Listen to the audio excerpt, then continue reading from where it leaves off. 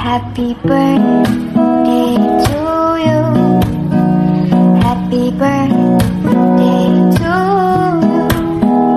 Happy birthday. Hi friends, এটা আমার ছেলের থার্ড বার্থডে ছিল। আমরা ঘরোয়াভাবে একটু ছোট পরিসরে ওর বার্থডেটা সেলিব্রেট করলাম, বাট 3 দিন ব্যাপী ওর বার্থডে সেলিব্রেট হলো। যাই হোক, এই যে ওর দিদি ওকে সারপ্রাইজ দেওয়ার জন্য চলে আসলো এবং নিজের হাতে এই তোড়াটা বানিয়েছিল। খুব কিউট হয়েছে, তাই না? এবং ওর মাসি আলাদা করে গিফট এনেছে, ওর মেসেও এনেছে। এই তো ওরা আসার সাথে সাথেই আমি ওদেরকে মোমো এবং স্যুপ সার্ভ করে দিলাম। শীতের সময় কিন্তু এগুলো খেতে খুবই ভালো লাগে, আর মূলত এগুলো শীতের দিনেই বেশি ভালো লাগে। এরপরে আবার শানের পাপা বাইরে থেকে পিজাও নিয়ে এসেছিল এবং রাতের জন্য রান্না করেছিলাম স্পেশাল চিকেন কারি, পালং শাক ছিল, কাতলা মাছের ঝোল এবং ছিল পাহাড়ি স্টাইলে সবজি সেদ্ধ, সাথে মরিচ ভর্তা। এই সবজি সেদ্ধ মরিচ ভর্তাটা মেঘাই খেতে চেয়েছিল, সায়নের আর কি দিদি। এরপরে নেক্সট ডেতে আমরা চলে গিয়েছিলাম সায়নের বার্থডে। এই দিনই ছিল কিন্তু 5th ডিসেম্বর। তো এদিন আমরা চলে গিয়েছিলাম সায়নের নামে একটা পুজো দেব। সেটা গিয়েছিলাম ঢাকা থেকে একটু দূরে নারায়ণগঞ্জে লোকনাথ ব্রহ্মচারী বাবার আশ্রমে, তার সমাধিস্থল এখানে মূলত।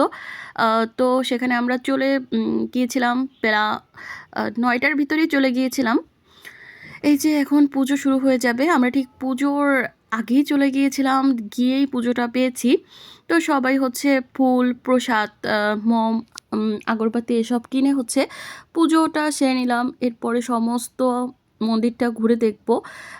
খুব খুব সুন্দর মন্দিরটা এবং ভীষণ বড় একটা মন্দির, অনেক জায়গা জুড়ে মন্দিরটা, এবং যেখানেই যাবেন সবখানেই খুবই সুন্দর। এই যে দুর্গা মন্দির, এটা হচ্ছে নতুন উঠেছে।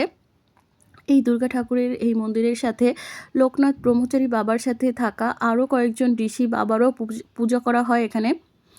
আমি সবার নামটা হচ্ছে এখন মনে করতে পারছি না, কিন্তু সবাইকেই চিনি মূলত।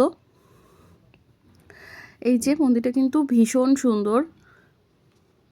আমরা সবাই ঘুরে ঘুরে দেখছিলাম, ও আমাদের সাথে গিয়েছিল আমার একটা বান্ধবীও, বন্দনা। আমরা সবাই মিলে একসাথে গিয়েছিলাম। আসলে মন্দির এভাবে ঘুরে দেখতে খুবই ভালো লাগে, আর যদি সেটা একটু দূরে হয় তাহলে তো যাওয়ার আগ্রহ আরও বেশি থাকে। পূজা শেষে আমরা এখানের বাল্যসেবা গ্রহণ করলাম, সকালের প্রসাদ এটা। তো প্রসাদটা অনেক অনেক বেশি মানে ভালো লেগেছে, আমাদের কাছে অমৃতর মতো লেগেছে। প্রসাদ গ্রহণ করে আমরা সেই মন্দির থেকে একটু সামনে সোনারগাঁ পানাম নগরী, এখানে চলে এসেছিলাম ঈশা খায়ের আমলের এই নগরীতে। এখানে ঈশা খায়ের বাড়ি ছিল এবং তার যে প্রজা মন্ত্রী যারা ছিল তাদের বাড়িঘর ছিল মূলত সেই রাজার আমলের। এটা হচ্ছে পানাম সিটি, খুবই সুন্দর, আমাদের ঘুরে তো খুবই ভালো লেগেছিল। কিন্তু ঈশা খায়ের যে নিজের বাড়ি ছিল সেখানে আর যাওয়ার সময় হয়নি আর কি। এই ঘুরতে ঘুরতেই প্রায় সন্ধ্যা হয়ে গিয়েছিল, আর আমাদের লাঞ্চে করা হয়নি, সেহেতু আমাদের খুব ক্ষুধা লেগে গিয়েছিল। তাই আমরা এখান থেকে সরাসরি লাঞ্চ করতে গেলাম, আর ঈশা খায়ের সেই বাড়িতে যেতে পারলাম না। কিন্তু সেটা আমরা গাড়িতে বসে দেখেছিলাম, খুবই সুন্দর বাড়িটা, যেতে পারলে হয়তো ভালো লাগতো। আর এগুলোও কিন্তু খুবই সুন্দর, এভাবে পুরাতন বাড়িগুলো দেখতে আমার খুবই ভালো লাগে। এর সামনের ছবিগুলো, ভিডিও সবই খুব সুন্দর আসে। অনেক বেশি রোদ ছিল, কিন্তু যেহেতু শীত ছিল, শীতের ভিতরে এই রোদটুকু খারাপ লাগে না, ভালোই লাগে আর কি। এই যে মেঘা আর সায়ন ঘুরে ঘুরে দেখছিল, আমাদের বেশ ভালো সময় কেটে গিয়েছিল এই দিন।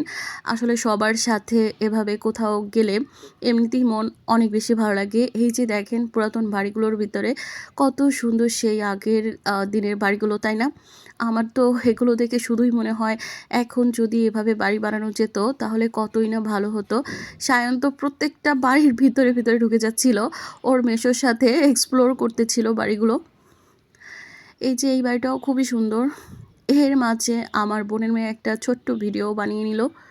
সেদিন আমরা সরাসরি খেয়ে বাসায় চলে এসেছিলাম এবং আর কিছু ভিডিও ক্লিপ নেওয়া হয়নি। এর পরের দিন সকালে, সকাল না ঠিক 12টার দিকে শায়নকে হলুদ দিয়ে স্নান করানো হচ্ছিলো, যেহেতু জন্মদিনের দিন আর স্নানটা করানো হয়নি হলুদ দিয়ে। সেজন্য আজকে হচ্ছে ওর মেইন জন্মদিন বাসায় পালন করা হবে। তো এই যে দুপুরে রান্না করছিল দিদি, এটা হচ্ছে মাটন। খুব খুব মজা হয়েছিল, আমার দিদির হাতের সব রান্নাই খুব মজা হয়ে থাকে। এরপরে ছিল এই যে চিংড়ি মালাইকারি, এটাও খুবই মজা হয়েছিল। এবং সন্ধ্যার দিকে আমরা ছোট্ট করে ওর বার্থডে সেলিব্রেশন করে নিলাম। এই যে কেক এনেছিলাম, এটা আমাদের এখানেরই এক আপুর থেকে নিয়েছিলাম। Umme cake house. উনি কিন্তু খুব মজার কেক বানায়।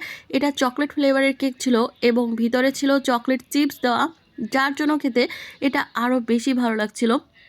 ওর বাবা, ওর মেসো, ওর মাসি সবাই তার গিফট বের করে দিচ্ছিল। ওর বাবা ওর জন্য ছিল এই যে টয় ট্রেনটা। ওর কিন্তু টয় ট্রেন আরও ছিল, কিন্তু ও নতুন নতুন টয় ট্রেন কেনার জন্য খুব আগ্রহী থাকে। যেখানেই দেখে খেলনা খেলনা আর খেলনা। এরপরে চালিয়ে দেখছিল। ভিডিওটা এই পর্যন্তই। সবাই ভালো থাকবেন। টাটা।